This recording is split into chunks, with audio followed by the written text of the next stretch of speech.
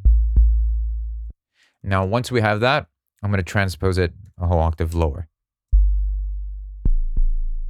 And what we've got is just the filter frequency focusing only on that low end. So I have it around like 181. And I've got the release open just a little bit. And it's important to make sure that I've hit mono here so that we're not having any of that low end overlap with other notes. Now we can also add some nice saturation to this. And I'm going to use the amp simulator for that. I'm going to go to the rock and dry and wet. That's just adding some nice harmonics to that. So we'll leave the gain, we'll crank the gain a little lower. Don't want it too much. Then use an EQ to shave off some of that high-end harmonics that we've just added with the amp.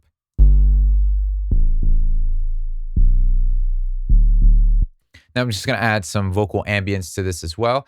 So I went ahead and recorded myself singing. Yes, if I sound like a dying walrus, that's perfectly fine. Did some tuning, printed on there. And then let's add a little filter there, band pass, so that we can take out some of the low end and the high end and just focus on this range here. And a reverb directly on there and some chorus to wash this and make it a little bit wider as well. Let's check it out with everybody in there.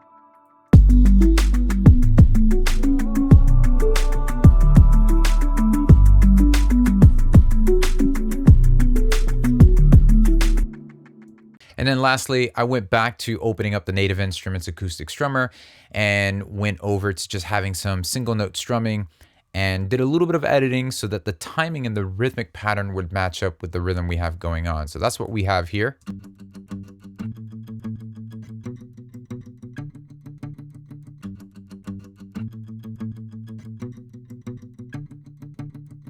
I'm using the Waves plugin S1 to really widen this up. And just because it has this nice stereo depth to it. So once that's in there, can now layer this with everyone else and see what we have.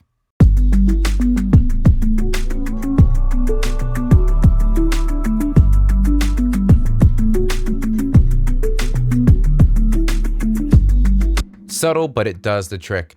I hope this video was helpful and inspiring in any way, and as my gift to you for watching, I'd love to give you this session that we've just worked on, download it, walk through everything I've just covered in here so you can follow along step by step.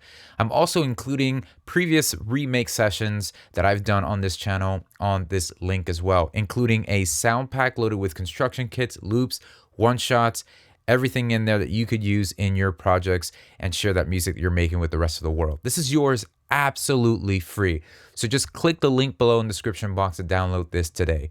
Thanks for watching. Be sure to subscribe, hit the bell, do all that crazy awesome stuff that you got to do, and stay up to date with what we have going on. I'll see you next time.